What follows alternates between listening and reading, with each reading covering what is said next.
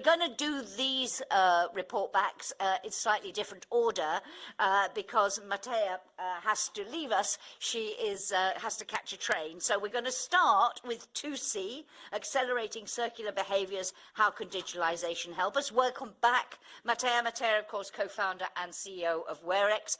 Matea, just give us a sense, really, when we're talking about digitalisation, why was the focus on this topic, and how does it fit into that bigger picture of the transition? Yes, thank you. So I think it was coined well by one of the last questions in the session. We see circular economy and digitalization as two parallel conversations happening at the same time.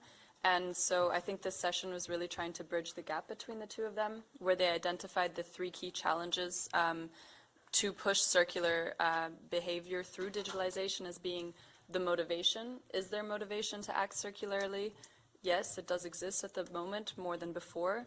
The capability, can people do it? Do they know how to do it? Do they know where to access it? And the opportunities. So are there solutions and innovations out there that are allowing them to act in a circular manner? And how do digital solutions and tools play into this conversation? Thank you very much. And in terms of, and the answer in terms of, oh, hang on, sorry, it's late. In terms of the role of digitalisation, how central, how important did the speakers believe that is?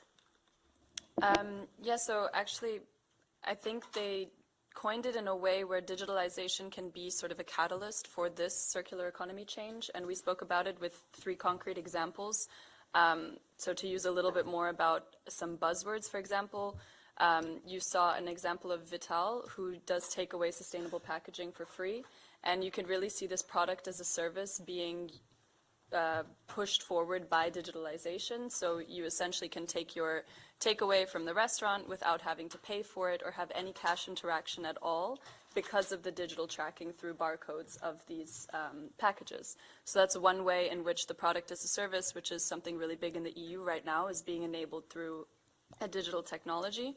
Also, the extended producer responsibility. IKEA is right now doing a buyback and resell scheme. So they're actually taking their responsibility as a producer, taking these products back and trying to resell them, again, using technology. And finally, Fercado, they're an online platform for secondhand goods. And so what's interesting about them is they're actually an extension for your browser, that as you're browsing, you can see the alternative for the product in a secondhand way. And what was really interesting about this is that they catch you where you want to make the decision to buy circularly. So when you go on the website, you're not changing your behavior at all. You're just presented with an alternative. Thank you very much. So very clear opportunities, very clear examples of how to do it. The biggest challenges, was there a very clear identification of what they are? Yes, I think I could tie the challenges in with the priorities moving forward, as well as one being education. So not everybody is digitally educated. And that ties in with the second challenge as well, is to, from the design process of these digital solutions and tools, to be equal and to have equality in it. So designing with disabilities in mind, designing with visual impairments, for example, in mind. And I think that those are two key topics. So educating people on how to use them and understanding that social media is not everyone's on social media. So trying to find the consumers and try to find the users in different ways digitally, so on websites, on the Chrome extension, for example. Thank you very much indeed, and be interested to hear any thoughts from all of you on this crucial question, because it's come up time and again, but we haven't really focused on it in plenary, of how to best engage consumers. We heard there's some great examples. If any of you have experiences to share, it would be wonderful to hear from you. And I know, Matea, you can stay with us, I think, for another 20 minutes, so if there's any particular comment to Matea, you're going to have to speak quite soon. But let's move on to 2A, Circular Economy and the Critical Raw Materials Act. Delighted to welcome Maria Granell, who's a policy officer, and she's representing Generation Climate Europe today. Maria, great to have you with us. The Critical Raw Materials Act and its role in this whole debate about the circular economy. What was the focus of your conversation? Well, I believe that the way it was framed at the beginning was really useful, because the critical raw material is not just important for one transition, but it's tackling all the transitions. As it was mentioned, it will tackle, it is needed for the green transition, for the digital transition, for the energy transition, and the industrial transition. So it's really crucial, all the critical raw materials. So the conversation mainly focused a lot on the upcoming CRM Act. And what was said is that some legislative proposals can be expected on the Act, but also not too many actions. And it will mention probably and tackle the 3 main EU plans that are out there for these transitions, in the sense the EU Green Deal or the Digital Europe or making stronger Europe in the world. Probably will be mentioning this on the CRM. And then the debate also centered a lot on the recyclability of these critical raw materials in order to ensure the supply in Europe and the strategic autonomy of those. So, in terms of the challenge, was that recyclability seen as the biggest one? And if so, were there suggestions on what we need to be doing better to tackle it? Yeah, challenges, there were mainly in 2 categories. On the one, on recyclability, to ensure, for instance, like some standards for making it easier to recycle, on the design of the products, on the design of recyclability of those on products that contain critical raw materials. Also, for instance, on the rules of shipment, in the sense a lot of waste is still shipped outside the EU, and to ensure that that waste doesn't go outside the EU, it's crucial for the recycle industries to be able to recycle those materials here and to not let third countries go ahead in their recyclability of CRM on their other countries. And you...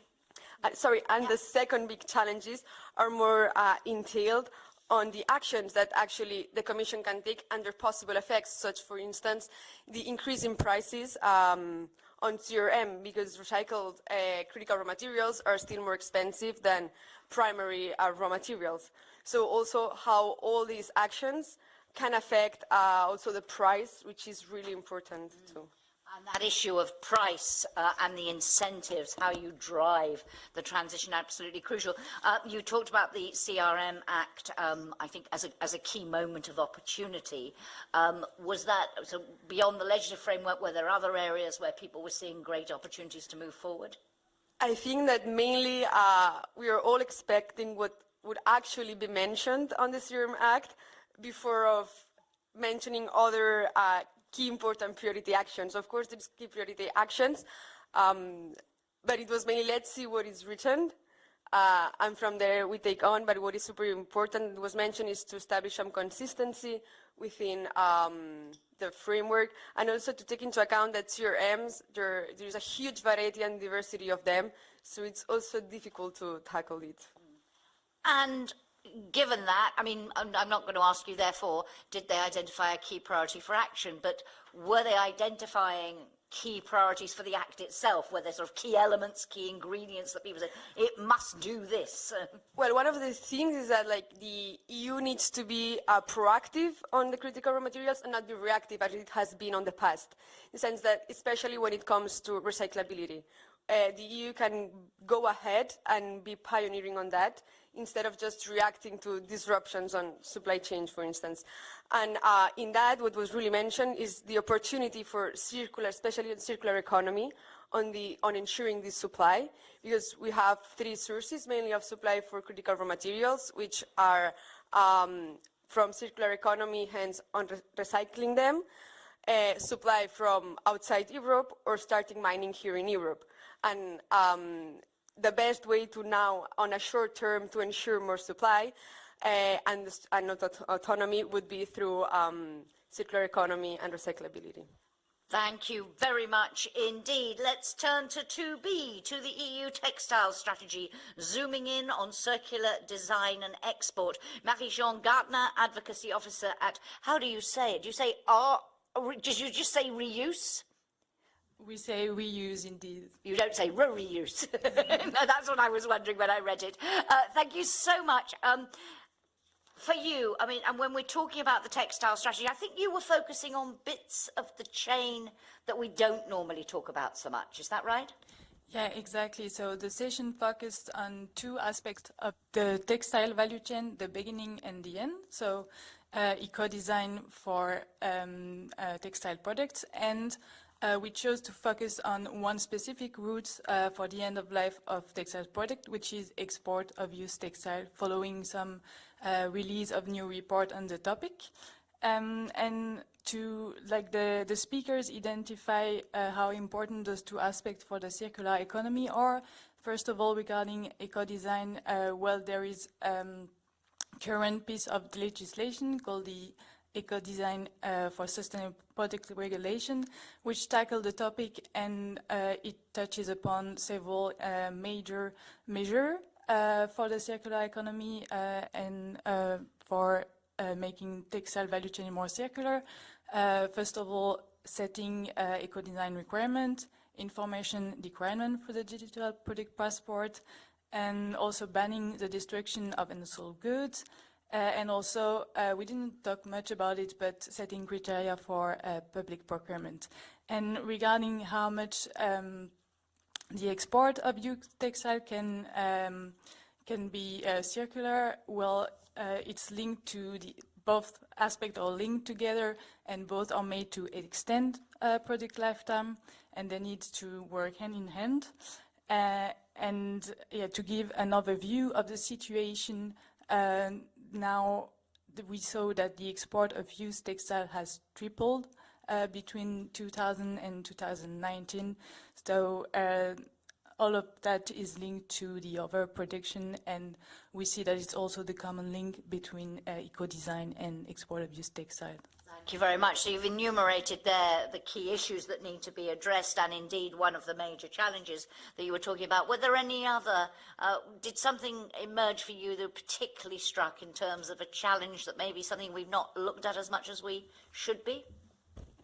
Yeah, indeed. I can try to summarize a little bit the challenges per kind of stakeholders that were speaking. So, for example, regarding collectors, the challenge will be to take into account the decreasing quality of textiles, and also particularly in the context of the separate collection that will become mandatory from 2025. So that's a major challenge, which is linked both with eco-design and then export of used textiles. Then the MEP that was talking, Alice Kunke, talk about the fact that the problem is not the lack of knowledge, but more that we need to think of the system itself and to tackle really the capitalistic system we are living in, so have a very holistic approach towards that question. Then the industry brought up the point that we need to think of how to really help SMEs in implementing the policy they will need to take, and also market surveillance, so make sure that this is respected. And finally, NGOs highlighted the fact that, yes, we need eco-design requirement to make product last longer, but we also need to tackle emotional durability and make sure that not only product lasts longer, but we change our mindsets toward how we use them. Interesting. And in terms of opportunities, you mentioned mandatory collection. That presumably, yes, a challenge, but also a huge opportunity as we go forward. Other opportunities?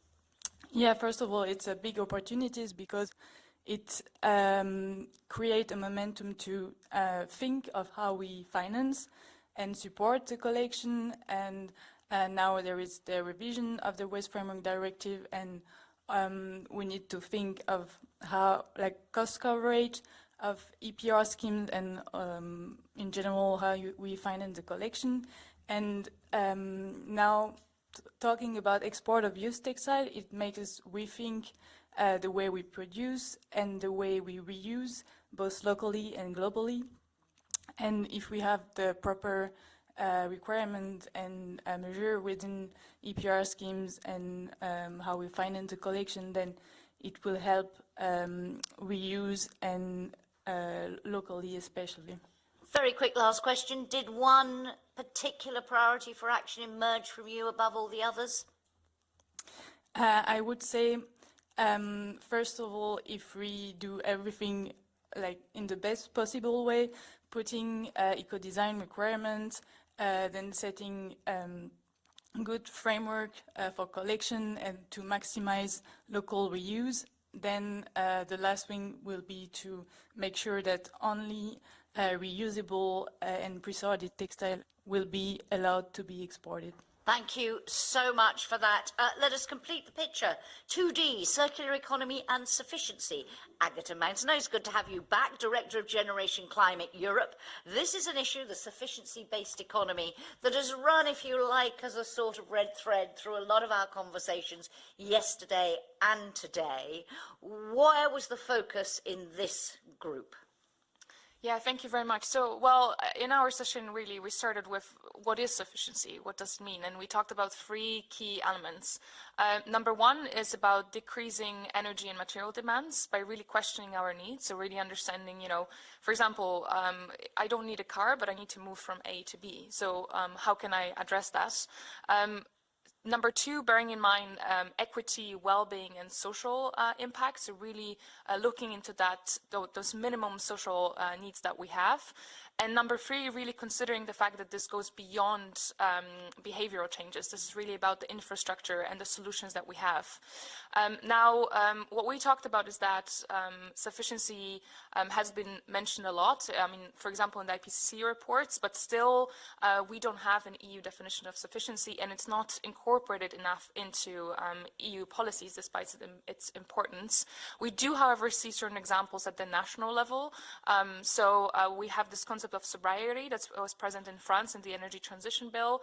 We also have the new Austrian target on reducing resource consumption, so absolute reduction of resource consumption. And the problem really is that we are exceeding a number of planetary boundaries. You know, we talked about climate change, about ecotoxicity, particulate matter, and others. But there are a number of challenges in incorporating that sufficiency into EU policy. And I mean, you said there is this lack of a common definition of what we're talking about. Yeah. Is that one of the biggest challenges that we need to address first? Number 1 definitely is understanding what does it mean for us at the EU level, and how can we incorporate the existing science and the case studies and the good practices that we have. Number 2 really is how can we, or to what extent can we really reduce material consumption to essentially not produce negative social impacts. So how can we find that balance between the two? And number 3 is also how can people start to associate that sufficiency and sobriety with happiness and well-being. I mean, there's a tendency to think, okay, well, if I consume less, if I have less, that means I'm less happy, that means I'm less satisfied. So how can we challenge that narrative? And the final one, we talk about a number of different challenges, but the final one I wanted to highlight is there is a problem in terms of incorporating these solutions because of a widespread distrust toward the government. We've seen that those that are over-consuming, excessively over-consuming, you know, having multiple villas, multiple cars, having huge houses, are really not held accountable, and the policies that we currently have don't necessarily target those. So there's this problem with trust and accountability that we need to address, and that also means in many countries, even if we had policies, people don't necessarily trust the governments to incorporate them. And in terms of the opportunities? So there were, again, a number of opportunities. It was a very rich session, I have to say. I would recommend you to rewatch it if you were not there. The number 1 is recently we had the consumption footprint published, and by recently I mean last week. And now together with the material footprint, this forms a very good basis for, again, introducing the absolute reduction consumption targets, which are already mentioned throughout the different sessions. Number 2 really is focus on advancing that narrative of sufficiency, and there are a number of key political moments coming up. The Beyond Growth conference, for example, in May of this year. I know many of you are involved either as partners or future participants or in any other capacity. And then also really think about, and this is what we talked a lot about, is there are already specific solutions within specific fields or products. So here we talk about textiles, for example, and buildings, and there are already concrete ideas that are either already being implemented at the national level or are being proposed in the context of the upcoming EU developments. And you know what my final question is, because the question I've been asking all the time, yesterday and today. Was there, for you, did something emerge? You thought, yeah, that is the key next step, that is the most important priority for action now? So apart from the ones I already mentioned around the targets, one of the big things we talked about is really changing that political narrative that green growth is possible. And that's obviously not an easy task, but it's something really important to make sure that we then can incorporate and implement that idea of sufficiency more effectively. We also talked about indicators, of course, indicators that will focus more on well-being, on sufficiency going beyond GDP, and then really these sector-specific solutions, which I thought were really interesting because they really allow you to contextualize a little bit what it means. So, for example, reducing advertisement or reducing the weeks of sales in shops to 2 weeks per year, or banning certain products and packaging. So we already see there are these very concrete sector-specific ideas that can really help us to incorporate sufficiency effectively. Thank you very much indeed. And just one thought that occurs to me of something we haven't really talked about so much is going back to your point about if we reduce consumption, making sure it doesn't have negative impacts, particularly on particular groups, for example, the trade-offs. And you were talking about the narrative about green growth. What about, are we honest enough in this discussion, particularly when we engage with consumers, about the trade-offs that may be involved? Do we try to pretend we can have it all when sometimes we have to say there is a balance to be struck and we need to discuss that? It's one I throw out to all of you. But now is your chance to join the discussion. And please introduce yourself and please be brief.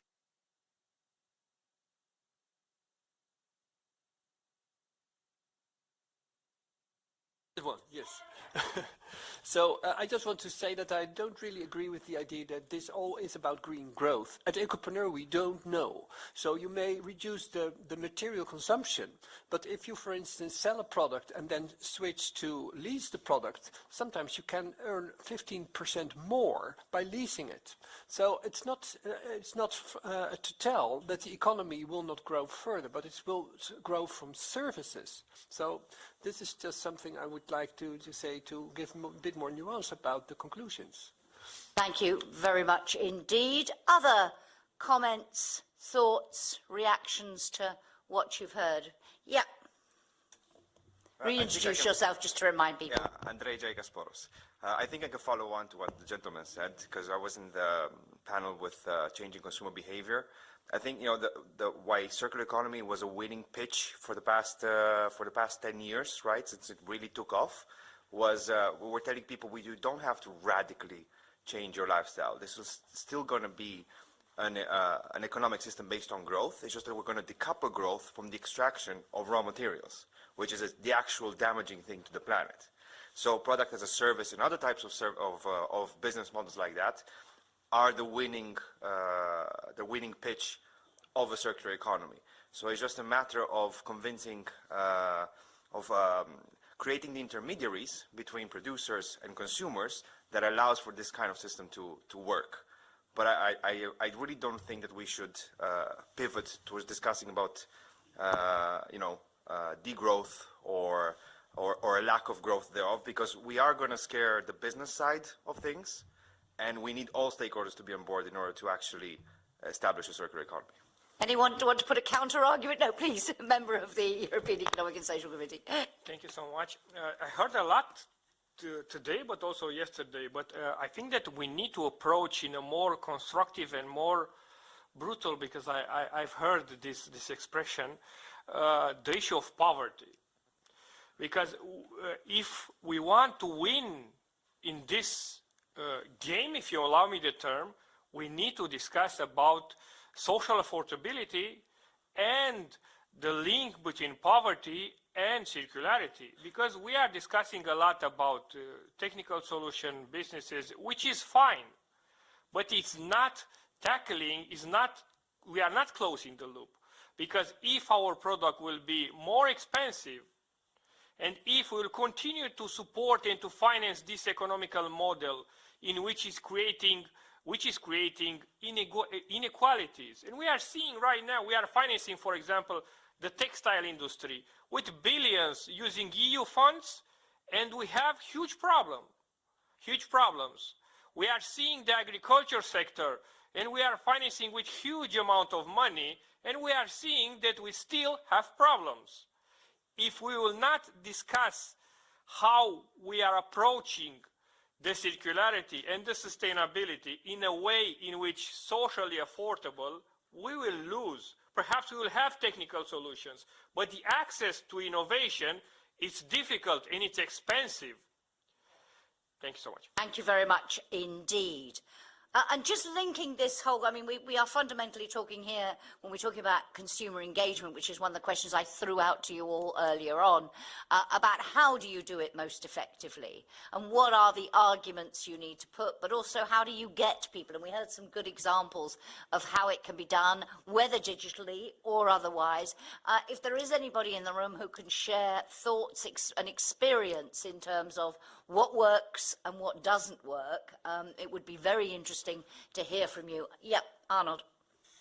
Thank you. Make it affordable and easy.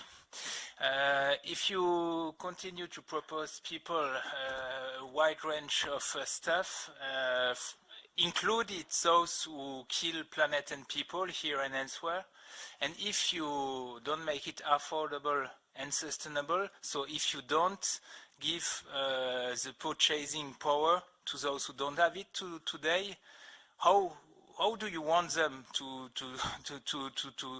be model citizens?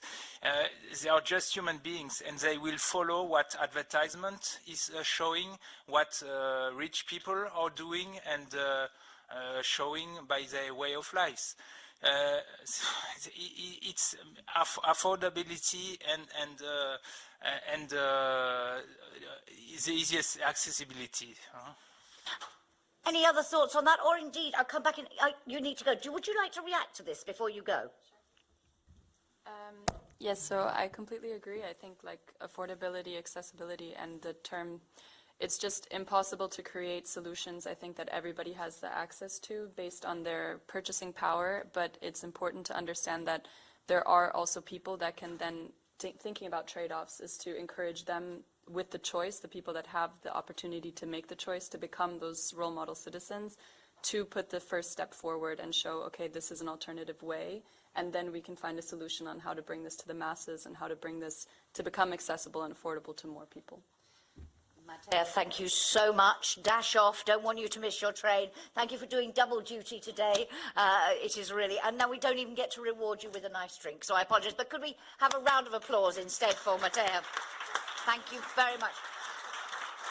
I wanted to give you a chance, Agatha, to react to this discussion about the narrative and your sense of I mean, this counter-argument, which is we mustn't put people off, we mustn't deter them. If we make it painful, they won't do it.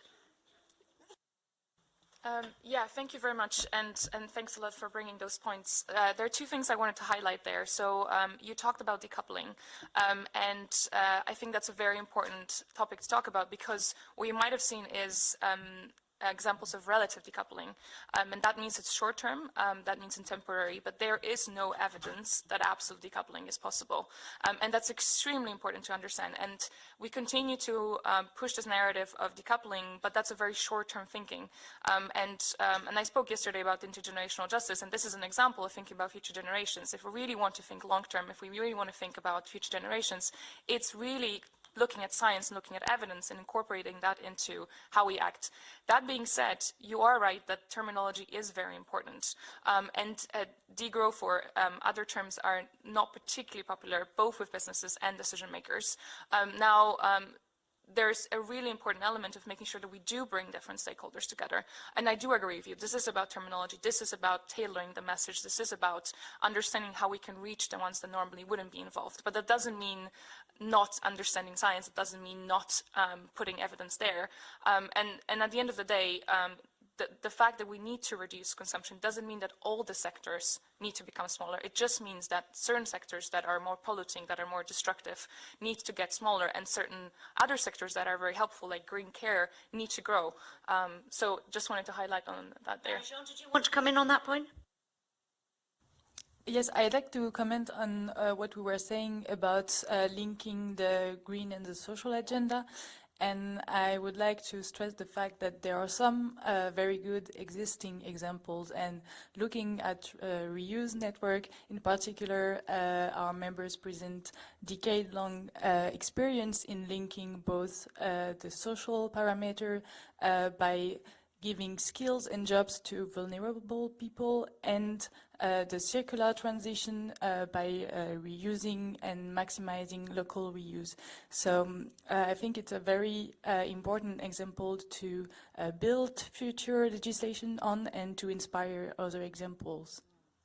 Comes back again and again to this holistic approach, that if you approach it and bring all these elements together, the interconnections that you've talked about a lot in all your parallel sessions yesterday and today, that's the only way we achieve it. Going to come to the middle here, and then there was another one I think I saw, but anyway, let's come into the middle first.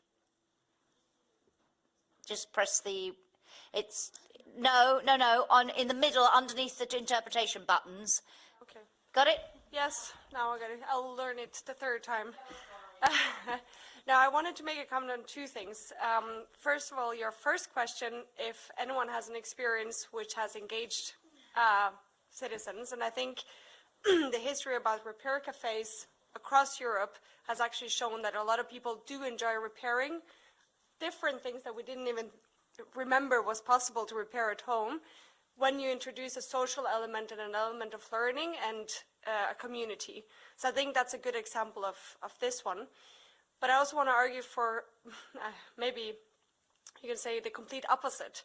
I think sometimes we do put a lot of faith and responsibility on consumers and on citizens to be very knowledgeable. And Alicia pointed that out in the session on textiles, how she believed 20 years ago about knowledge is all we're lacking. If people just knew, then behavior would change. But unfortunately, that's not necessarily what we're seeing, at least not one-to-one.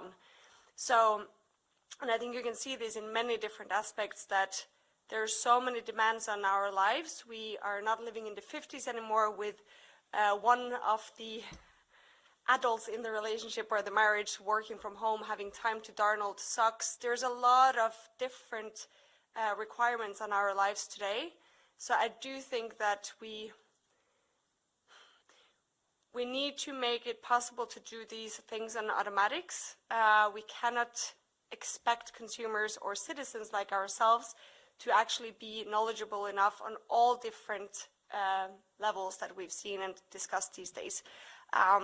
Just about sorting, I really enjoy recycling and sorting, but for the most of the time, I have no idea how to precisely, correctly do it, especially traveling across borders or even across municipalities, which I think is a telling example of how difficult it is to kind of distribute the responsibility to individuals in society. Thank you. Just a small personal anecdote. I'm always having arguments with my husband about what can and cannot go in the plastics bag. He seems to think everything and anything that's vaguely plastic. Yeah, shove it in. I'm going, no, that doesn't qualify. And we're journalists by background. We're supposed to be very intelligent people who can inform ourselves. So if we're having that conversation, then I imagine, it just underlines the scale of the challenge. Other thoughts, and also maybe anyone on this trade-offs issue, if anyone wants to come in on that, please, whatever you wanted to raise. Thank you. Maria Nikolapoulou from the EEC. I'm thinking about putting all consumers in the same basket. Everyone is consumer. Absolutely everyone in the world is consumer. And every person has different patterns of consumption because they have different drivers. Some people, even though it's complicated, they will make the effort to make a sustainable choice. Even a more expensive sustainable choice that we know it's not a product based on child labor, for example. And even when we're talking about poverty, what Florian was saying, it's very true. We need to think about how we redistribute all the elements that we have and all the wealth that we have so that we can accelerate the process. And at the same time, we see that the poorer we are, the less sustainable choices we make in buying products, but the more sustainable we are in reusing it. And we find new innovative ways to reuse and try to make the most of the little material that we have. So I think we should be very, very clear in our messages to which target group we are addressing the message to, different kind of advantages that they will have for the specific segment, and play with love and hate and love and fear. What drives people is either love or fear. So some people will have to be, you're dying if you don't take care of the planet, and some others, you love your planet, do the right thing. Thank you. So nice to end the day talking about love. Thank you very much. Yes, please. Hello, my name is Henrik Eden. I come from ChemSec, International Chemical Secretariat. Thank you so much for all the discussions and the very many insights from today's sessions. Of course, it was yesterday that we discussed chemicals, but I just wanted to raise that again, because how can we create truly circular systems if we keep on recycling hazardous chemicals and we come back to the issue of where to put the plastics? You know, do we all put it in the same, or do we separate it? It's frankly impossible, and we have some material streams that works right now. But if we talk about circular economy, we really need to talk about the chemicals. What do they contain, all the products that we are consuming, and how can we recycle it? How can we reuse it? If it's mechanical recycling or it's non-mechanical recycling, we really need to put that in the spotlight for discussing circular economy. And finally, I would just like to add a small thing as well, because when we talk about industry and companies, it's so big. It can be everything. And of course, also within this group, even though we call it industry, there are winners and losers from change. And there are front runners and there are laggards. We need to recognize that there is a difference and there is a conflict of interest also within industry. For example, recycling companies can gain tremendous amount of resources by recycling, but they can't find clean material streams right now, so they don't gain all that profit. And they are, in a sense, opposed to the companies that produce all these kind of different things that makes it difficult to recycle clean material streams. So we also need to come back to that, how in this holistic approach, how do we actually separate what we, how do we identify the different material streams that we can recycle in a long-term perspective? Thank you very much indeed. I'm going to give all of you a chance in a moment just to step out of your responsibility as rapporteurs and give me, and it doesn't have to be in the area of the session you were in, but it can be anything in terms of your key priority, what you see as the key next step to really progress broadly and accelerate progress in the transition to a circular economy. So I give you a heads up, but as I say, doesn't have to be in the area you were rapporteuring for, and you don't have to express other people's opinions, only your own. But before I do that, are there any more points anybody in the room wants to make? Yeah, please. Two comments, one on the limits of a circular economy. The point about absolute and net decoupling is essential. There's no empirical basis to prove absolute decoupling, and that should be the backbone of what is a circular economy. And two, on the narrative, I'm going to quote Donella Meadows here: if you want to change a system, propose a better system. The word regeneration has been barely mentioned in the discussion. And I think a circular economy or resource circularity does not make a better economic model. If you change the goal of the system, i.e. regeneration of natural and human capital, maybe we'll get a better narrative that will not scare the corporates and the private sector. Thank you very much. Any more for any more? Quick one, Arnold, yeah. Just to... I could share these two remarks, but just in the end, don't miss it. There will be losers, those who are the minority today and grabbing everything to them. We cannot continue on helping them getting richer and destroying more and more the resources we have. Thank you very much. I feel we are pretty much done here, and you would like soon. We're going to have some closing reflections before we go, but then we will move to drinks. But before we do, Marie-Jean, for you, as I say, not limited to your own topic, for you, key priority as we move forward. Yeah, I think I will remain in the topic that we were speaking about, and one major issue and it will happen in the coming months, and we need to make sure that it's been done in a proper way, is the revision of the Waste Framework Directive. So it will lead the next changes in the circular economy, and it's very, very important to make sure that reuse targets are implemented. And I've seen recently a French example that they implemented for textile local reuse targets. So we need to look at the example from member states and see that it's possible, it's already being done, and use this bottom-up approach in the Waste Framework Directive. Thank you very much. Maria. Thank you. Well, firstly, I think that what we should do is educate a lot on what is circular economy. Me, until 2 years ago, I didn't know what was circular economy, and it's because I started doing some research on how can we tackle climate change and how we can consume less, and I came across this concept. So I think that we need to educate more the whole citizens and population on what is circular economy and what each individual can do, as also governments and industries. But I think that everybody should know what exactly this concept means and the whole opportunities that it offers to tackle climate change and all the transitions that we will need to face. And then I also think that it is much more complicated than we think, and that we need to take into account the whole industry, as it has been mentioned, and the whole complexity around recyclability.